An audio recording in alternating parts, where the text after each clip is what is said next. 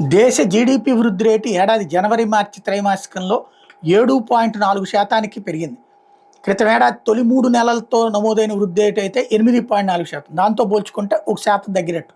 2024-25 పూర్తి ఆర్థిక సంవత్సరానికి వృద్ధి రేటు 6.5%. ఇది 4 ఏళ్ల కనిష్ట వృద్ధి రేటు. అంతకుముందు ఆర్థిక సంవత్సరంలో 9.2% ఉంది. Q4తో పాటు గత ఆర్థిక సంవత్సరం మొత్తం మీద తయారీ రంగం డీలా పట్టడం వృద్ధి రేటును ప్రభావితం చేసింది. అదే సమయంలో వ్యవసాయ రంగం బలమైన పరిధిని నమోదు చేయడం ఊరటనిచ్చే అంశం. 24-25 ఆర్థిక సంవత్సరం జీడీపీ 330 లక్షల కోట్లు, $3.9 ట్రిలియన్ నమోదైంది. వచ్చే 5 ఏళ్లలో $5 ట్రిలియన్ ఆర్థిక వ్యవస్థ లక్ష్యానికి చేరుకునేందుకు మార్గం సుగమమైంది. రియల్ జీడీపీ, ప్రామాణిక లేదా స్థిరమైన ధరల ఆధారిత జీడీపీ 2024-25లో 187 లక్షల కోట్లుగా ఉంది. 23-24 సంవత్సరానికి జీడీపీ సవరించిన అంచనాల ప్రకారం 176.51 లక్షల కోట్లుగా ఉంది.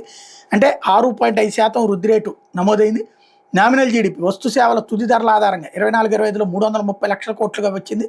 23-24 సంవత్సరానికి 300 లక్షల కోట్లుగా ఉంది.